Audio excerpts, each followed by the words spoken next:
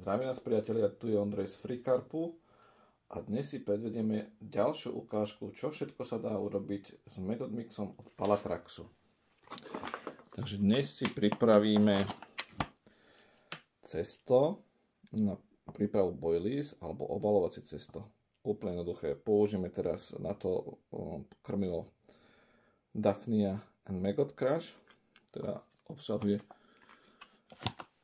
Daphniu, kúsky sušených kostiakov, takže poďme si to skúsiť. Je to úplne jednoduché. Nasypeme si trochu Method Mixu do misky.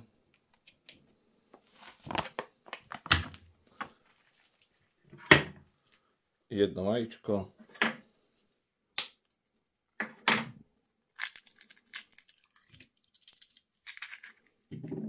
Škorupinu netreba.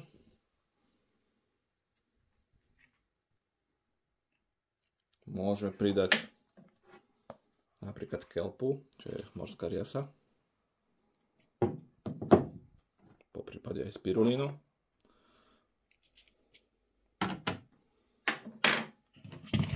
A miešame.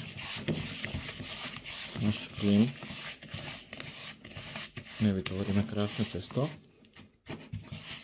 Samozrejme, netreba zabudnúť, že toto cesto si môžeme pekne aromatizovať, či už Palatrax produktami alebo inými vašimi obľúbenými.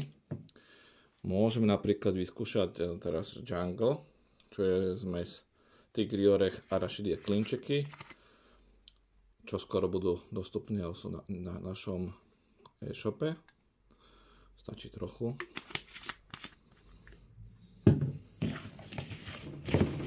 Dobre, premiešame.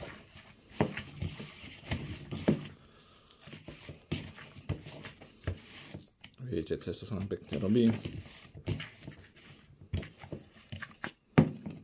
Trochu ešte dosypeme.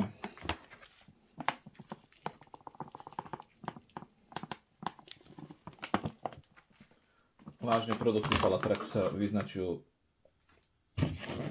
širokým polom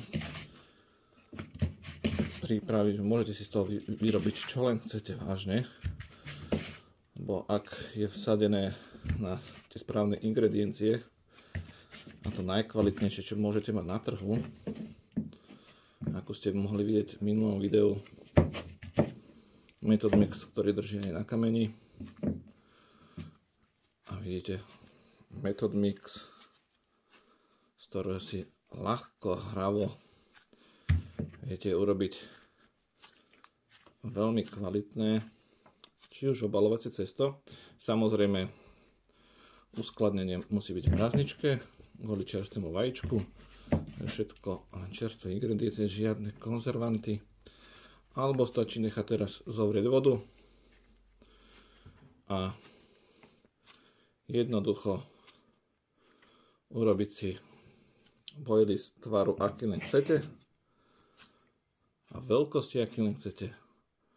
A máte, keď si pozrite detailnejšie, veľmi kvalitné základné cesto na výrobu boilies alebo pasty.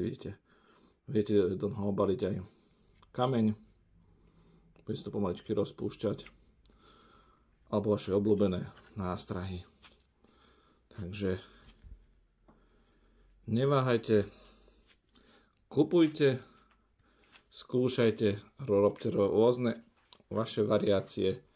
Samozrejme, zdieľajte s nami. A to je zatiaľ všetko. Pekný deň.